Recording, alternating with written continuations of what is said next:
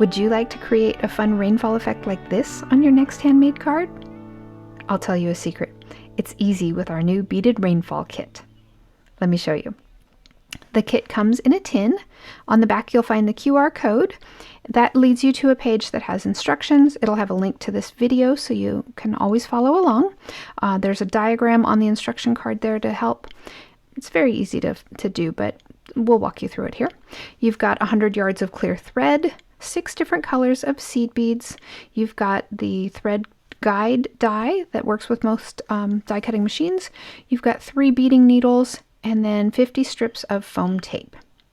Now, if you want to create the same card that I showed at the beginning, there is a PDF that you can download. Again, follow that QR code and you'll have access to it. Go ahead and trim it down, cut a cloud border at the top, and then just kind of follow the outline of the umbrella as well. That gives you space for your beads. You're going to want a card base and then another piece of cardstock that you can cut your thread guides with.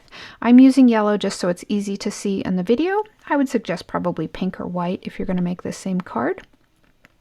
When you cut this out, there are a lot of little holes in the die, so go ahead and tap your die and then the little pieces should fall out. If there are any left in the cardstock pieces, give them a little tap too, and most of those little pieces will fall right out. And then we're going to go ahead and grab our foam strips. And there are 50 strips in the kit, so you should be able to make a lot of cards with this. Pull one off, and then we're going to line it up along the solid edge of our first thread guide. You want to make sure that the teeth remain exposed, and you just want to go ahead and put that strip along the bottom. Don't cover up the holes and don't cover up the little slits. Then you can flip it over and add another strip to the back side. This creates a sandwich so that our thread guide has height. And then again, those little holes and the teeth are exposed. So you see the sandwich there. And that's the first thread guide. You need one for the top and one for the bottom of your card. So we're going to repeat the process on the second thread guide. And that die is 6 inches long, so you'll have a lot of width. If you were going to do a scrapbook page, you could do, 2 across, or you can just cut this down to fit any size that you want. For the card that we're making today, we are going to trim it down a little bit. So I've got the second thread guide. Again, those teeth are exposed, and I've got foam tape on the front and back side.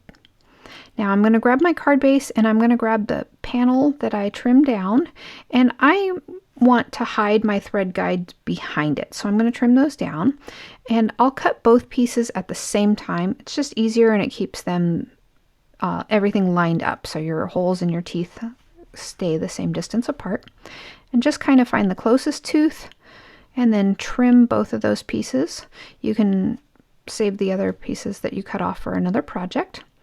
But now you see you've got a piece that will fit behind the umbrella and behind the cloud piece there on our card base. I'm going to go ahead and grab my Card Maker's T-Square. This one has a 3/8 inch border jig, and that's going to allow me to line up the panel. I did trim that panel down so I had a 3/8 inch border all the way around before I cut the clouds. And then I'm going to attach the top thread guide. I want to make sure that the teeth are pointing up at the top of the card. And I just pulled the release paper off one side, and then I could stick it down. And we are not attaching the umbrella or the clouds yet. We're just creating our thread guide here. For the bottom, we're going to do the same thing, except you want the teeth pointing down. So that guide there is handy with the T-square. And then we can line up our thread guide right along the bottom. And you'll see once we do attach those on top, they will be hidden. Our thread guides won't be seen at all. We can set that all aside, and now you're going to grab your beading needle, your clear thread, and your beads.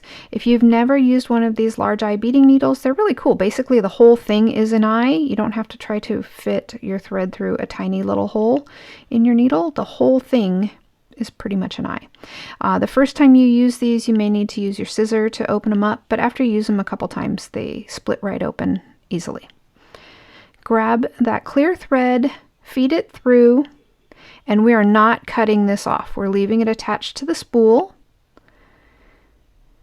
and that will allow you to not have to try to guess how much thread to use, and it also will keep the beads from falling off the back end.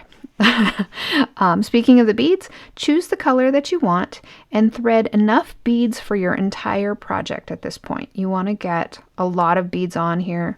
You can have too many, that's fine, because you won't waste them. You'll be able to take them off at the end. But if you don't put enough beads on at this stage, it'll be very hard to adjust later. So add a lot of beads. How many beads? I say about 1/2 inch per strand, and the number of strands that you're going to have is determined by the number of teeth that you had. So just go ahead and get probably 6 to 8 inches for this project on there, and that'll give you at least 1/2 inch of beads per strand. So I've gone ahead and finished putting those on to my clear thread. If there's any extra beads, I like to use the little triangle tray and dump them back into my little bead container. And because it's hard to see clear thread on camera, for the next part I'm going to switch over to pink thread. But you're going to keep the beads on the strand and just kind of wind them up onto your spool just to keep them a little neater while you're working. Again, I've switched to pink thread here just so that you can see on camera. You can take the needle off and put that away. You don't need it anymore for the rest of this project. And I'm going to bring the card base in, and basically we're creating a loom. So flip your instruction card over. There are 4 little diagrams, and that kind of walks you through how to tie it on, how to thread the beads, and then how to tie it off. One little tip is to leave the release paper on as much as possible. I kind of pull it up, put my thread down, and cover it back up so it doesn't stick. Now to tie on, you want to take your thread and leave a tail underneath the second hole at the top, then come around the second tooth towards the left and come out the first hole. And both times you're going to cross over that foam tape so that it catches. Then you go around the bottom and back down and through that first hole. And then that catches your thread 3 different times on the foam tape. So that's diagram 1. And then to move on to the next part, you just slide some of your beads down. Again, I recommend about 1/2 inch per, but it's up to you. You can have more or less. And then we're going to go ahead to diagram 2, where you peel up a little bit of that release paper on the foam tape, come down over the first hole, pull up the second tooth, and then catch the thread behind, and then out the second hole. And then again, I like to cover that foam tape up as I go, just otherwise it starts sticking to your fingers and everything else. So that's the second diagram, not hard. And then it gets really simple from here. Slide more beads down, again about 1/2 inch or so, whatever you've determined you want. And then come back up. We're going to come to the second hole. We're going to catch that third tooth, go behind it, and come back down and around. Then we slide more beads forward, and then come down to the bottom, expose the foam tape, so each time you're catching the thread on the foam tape, catch the tooth, come around it, and back up. Now, how tight do you pull your thread? You want to pull it pretty taut. You don't want it so tight that your cardstock starts curling up. You want to have it tight enough though so that the beads aren't loose, or the strands aren't loose, but not so tight that it pulls it up. So when you get to the end, this is our last diagram here. On the diagram, it shows you finishing in the lower right corner, but in this case, I'm actually finishing in the top right corner. That's just determined by the number of teeth that you have. Either way, you do basically the same thing. Come up to the last hole, and then instead of going to the right, you're going to go to the left. Come down and catch that tooth, and then you're going to come down and catch over the foam tape again.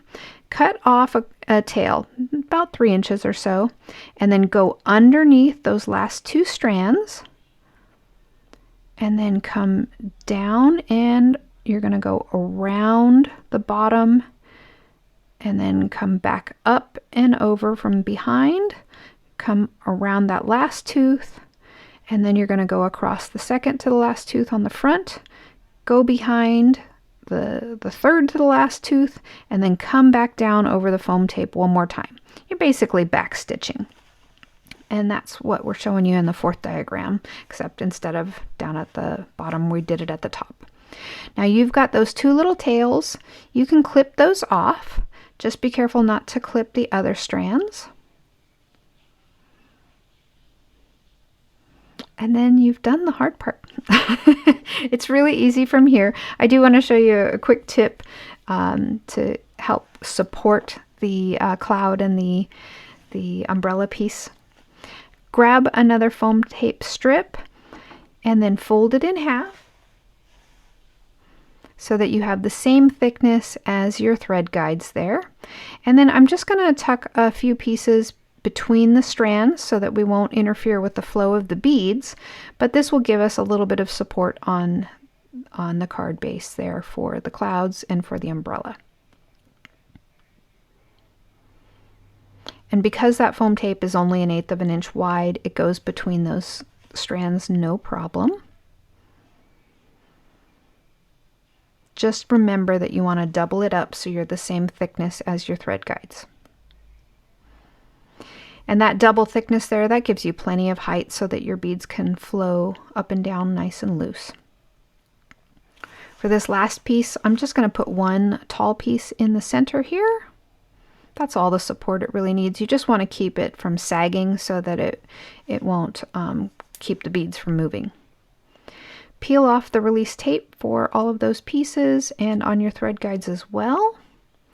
And then this part is optional because you really did lock it down pretty good, but you can add some glue on top of the thread guide, and that'll just make extra sure that it's not going anywhere.